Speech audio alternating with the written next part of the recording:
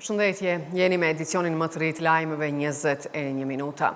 Kryeministri në detyrë Albin Kurti ka thënë se për çështjen e presidentit të ri, bashkëpunimi me partitë opozitare është i nevojshëm. Megjithatë, ai ka thënë se për të ecur përpara duhet të përfundojë sjellja refuzuese e opozitës. Kurti dhe vetëvendosje sipas numrave aktual kanë siguruar 52 ulëse në kuvend nga zgjedhjet e 7 qershorit.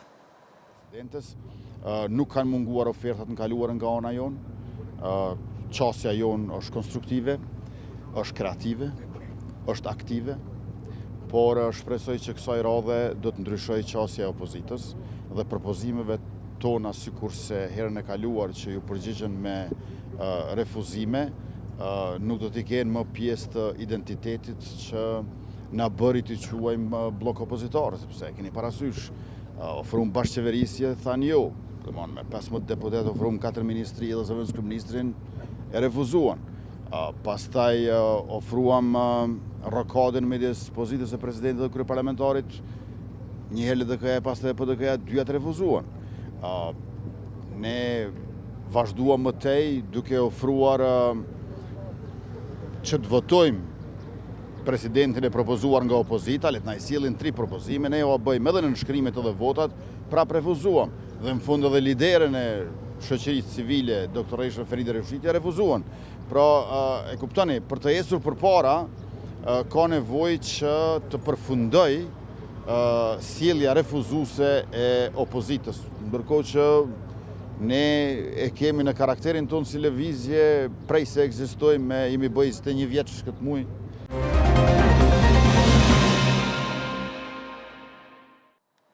Ministri në detyrë infrastrukturës dhe transportit Dimal Basha deklaroi sot se aksidenti në autostradën Ibrahim Rugova ku ndroi jetë një grua nuk ka ardhur si pasojë e dheut, por se për zbardhjen e plotë të rastit duhet pritur përgjigjen e policisë. Këto komente Basha i bëri teksa u pyet nga gazetarët lidhur me përplasjet në rrjetet sociale që ka pasur me kryetarin e Prishtinës Përparim Rama, për çka tha se i njëjti sipas tij ka shpifur 2 herë radhazi.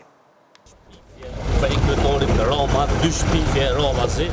E para ka qenë se aksidentin ka dashur me amvesh dheut në autostradë, siç e dini aty rruga ka qenë e pastruar, nuk ka ardhur si pasojë e dheut, prandaj shpifja dhe shpifja e dytë e tij të kryetorit të Roma gjithashtu është diçka që është e papranueshme kur mundohet me politizuar me tragjedinë.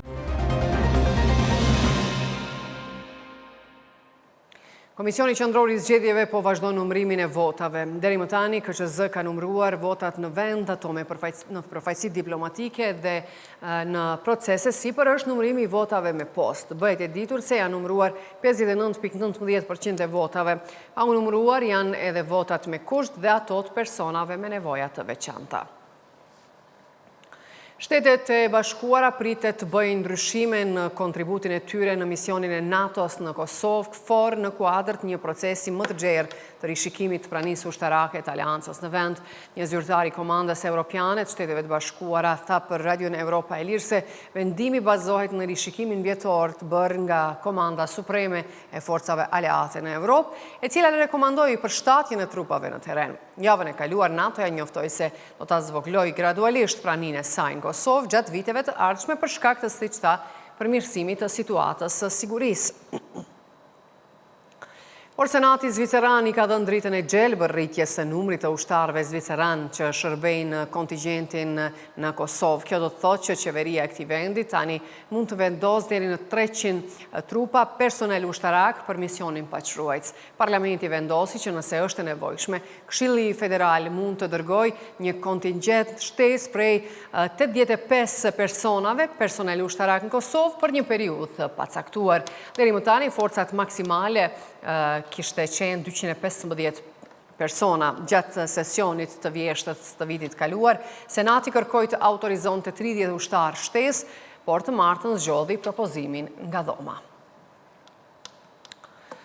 Gjykata kushtetuese e Kosovës ka publikuar aktgjykimin duke shpallur të pavlefshëm aktgjykimin e Gjykatës Supreme që kishte shfuqizuar rregulloren për koordinatorin kombëtar për luftimin e krimit ekonomik. Sipas aktgjykimit, kushtetuesja një zëri vendosi ta shpallë kërkesën të pranueshme të konstatoj shkelje të neni 31 të kushtetutës për të drejtën në gjykim të drejtë dhe të paanshëm, si dhe nenin 110 që garanton pavarësinë e Këshillit Prokurorial të Kosovës.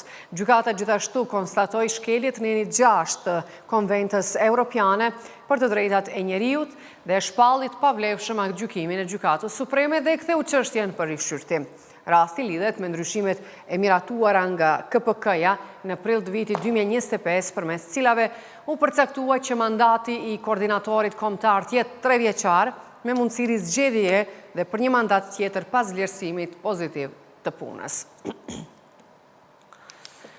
Një shtetas si Serbisë është arrestuar në pikën e kalimit kufitar Bërnjak në ndyshimin për dhënie rishfeti ndaj zyrtarëve policor. Sipas njoftimit, autoriteteve rasti ka ndodhur kur i dyshuari u kishte ofruar zyrtarëve policor shumën prej 30 eurosh me qëllim që të hynte kundërligjshëm në Republikën e Kosovës.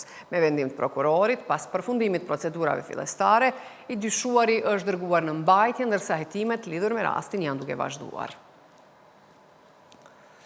Drejtoresha ekzekutive e Agjencisë Meteorologjisë Kosovës, Sebahate Brushani, ka deklaruar se që nga 1 prilli deri më tani janë evidentuar 38 raste me afat të skaduar të verifikimit të njësorve elektrik, për të cilat janë shqiptuar mbi 100.000 euro gjoba.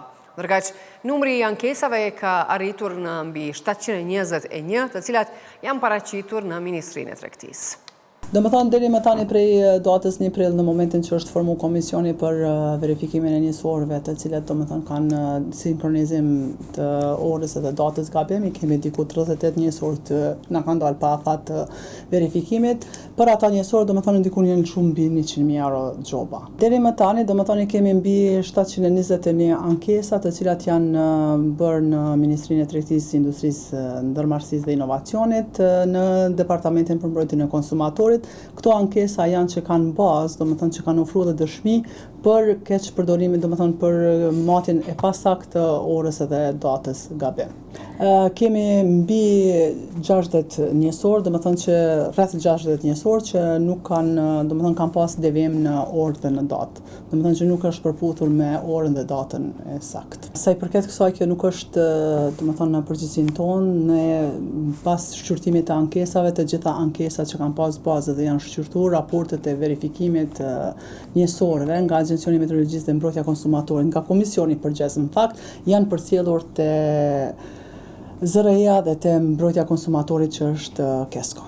Të gjitha të që kanë pas, do më thonë, komisioni është në funksionim, do më thonë është duke punuar në verifikimin e njësorëve të cilat kanë pasur ankesa, ne inkurajojmë qytetarët që të bëjnë ankesa në çfarë do parregullësie që gjejnë tek njësorët, qofte ora, data apo qofte edhe tematit e pasakta të cilat, do më thonë, matit e energjisë të cilat dyshojnë konsumatorë që mund të janë në disproporcie me fakturat që ju lëshohen. Gjitha ankesat, do më thënë, shqyrtohen të cilat kanë bazë, do më thënë, sepse kemi raste që nuk e dorëzon fakturën, nuk e dorëzon emrin, apo nuk kemi raste që komisioni ka shkuar dhe ka gjetë derën e mbyllur, do më thënë, nuk kanë pas qasje për shkak që kemi disa konsumatorë që janë jashtë, ankesën e ka bërë dikush tjetër, përveç këtyne, përndryshe të gjitha ankesat tjera janë duke u shqyrtuar.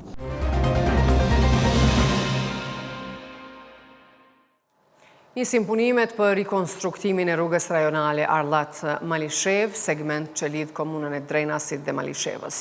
Ky projekt ka vlerën afër 1.85 milion euro, me të cilin do të lehtësohet lëvizja e qytetarëve, do të rritet siguria në komunikacion, do të krijohen kushte më të volitshme për qarkullimin e mallrave dhe për zhvillimin ekonomik.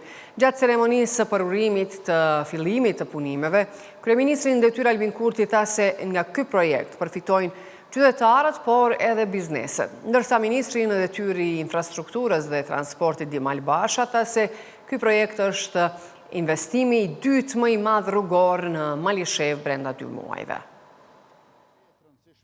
Që janë të parapara me këtë projekt për rikonstruktimin e rrugës, janë edhe trotuaret në zonat e banuara dhe vendalesat apo stacionet për autobus.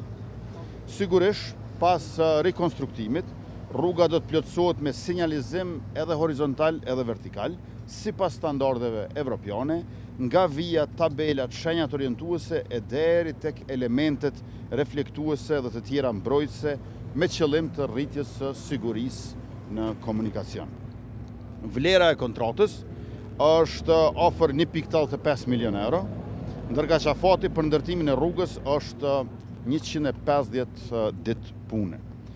Kemi qenë bashkë këtu, jeni dëshmitar në muajin maj, ku kemi fillu rehabilitimin e rrugës Kiev-Malishev, investim prej 2.4 milion euro. Tani jemi në një aks tjetër rrugor, Arllat-Malishev, investim mbi 1.8 milion euro.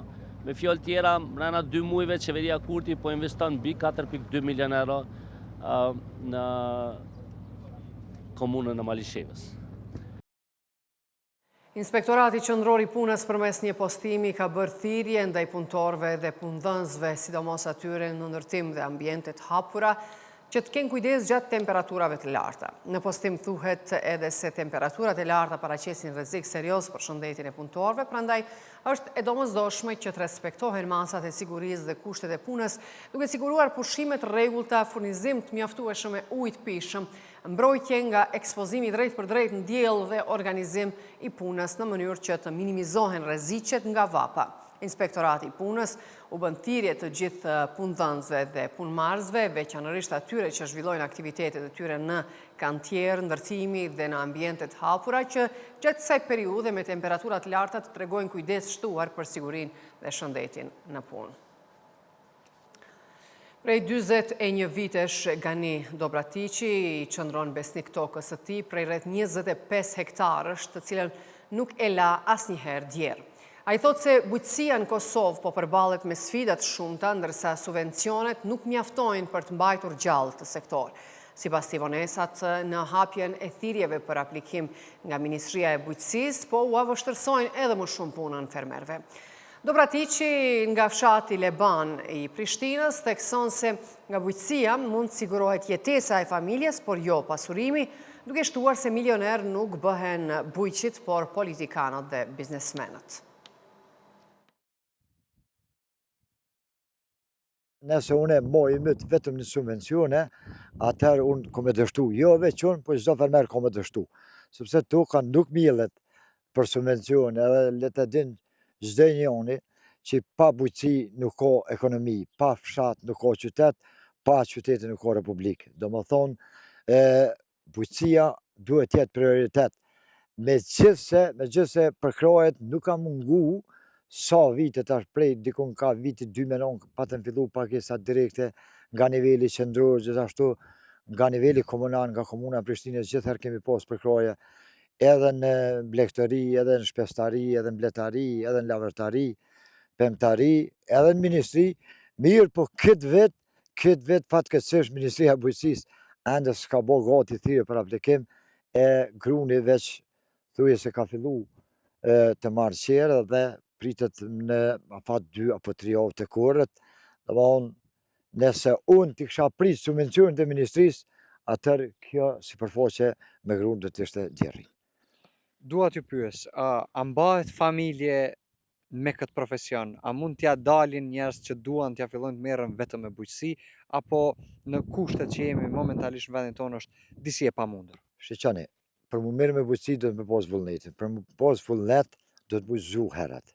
Domthonë unë tash i kam dikon rreth 20 hektar gruan të miell në këtë vit, over 5 hektarë gjysmë misën, edhe posedoj me një fermë të love që më shtorë 17 lop që më shtorë një mështjerë për majmëri. Unë me 6 antarë familjes, punën e bojna vetëm me djalë, e kam të regjistruar si biznes, nuk është që nuk ka fitim, por nuk është ai fitimi të thënë të drejtën, me hajtë merrna me bujqësi se ka fitim të madh.